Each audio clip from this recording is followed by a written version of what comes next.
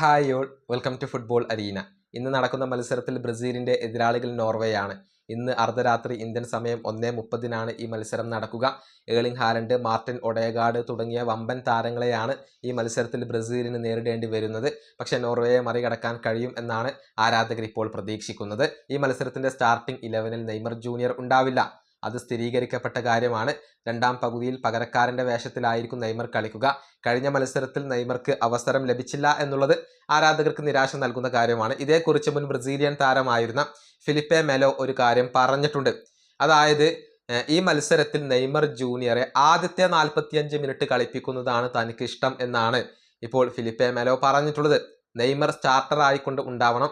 അതാണ് ബ്രസീലിന് കാര്യങ്ങൾ കൂടുതൽ എളുപ്പമാക്കുക എന്നുള്ളതാണ് ഇദ്ദേഹത്തിന്റെ നിരീക്ഷണം. ഫിലിപ്പെ മെലോ പറഞ്ഞത് ഇങ്ങനെയാണ്: നെയ്മറെ അവസാനത്തെ 45 മിനിറ്റ് കളിപ്പിക്കുന്നതിനേക്കാൾ ഞാൻ മുൻഗണന നൽകുന്നത് നെയ്മറെ ആദ്യത്തെ 45 മിനിറ്റ് കളിപ്പിക്കുന്നതിനാണ്. നെയ്മർ സ്റ്റാർട്ടർ ആയിക്കൊണ്ട് കളിക്കളത്തിൽ വേണം. അതാണ് ബ്രസീലിന് ഏറ്റവും കൂടുതൽ ഗുണം ചെയ്യുക. ഇതാണ് ഇപ്പോൾ ഫിലിപ്പെ മെലോ പറഞ്ഞിട്ടുള്ളത്. പക്ഷേ കാർലോ ആഞ്ചലോട്ടി ഇതുവരെ നെയ്മറെ സ്റ്റാർട്ടിംഗ് 11ലേക്ക് കൊണ്ടുവരാൻ തയ്യാറായിട്ടില്ല. നെയ്മർ മുഴുവൻ സമയവും കളിക്കാൻ ആവശ്യമായ ഫിറ്റ്നസ് വീണ്ടെടുത്തിട്ടുണ്ട് എന്നാണ് കാർലോ ആഞ്ചലോട്ടി പറഞ്ഞിട്ടുള്ളത്. നെയ്മറെ താൻ ശരിയായ രൂപത്തിൽ ഉപയോഗപ്പെടുത്തുമെന്ന് ആഞ്ചലോട്ടി പറഞ്ഞിട്ടുണ്ട്. പക്ഷേ നെയ്മറെ സ്റ്റാർട്ടർ ആക്കാൻ അദ്ദേഹം തയ്യാറായിട്ടില്ല. ഇന്നത്തെ മത്സരത്തിന്റെ ഒരു 60ാമത്തെ മിനിറ്റിന് ശേഷമൊക്കെ നെയ്മർ വരും എന്നാണ് ആരാധകർ ഇപ്പോൾ പ്രതീക്ഷിക്കുന്നത്.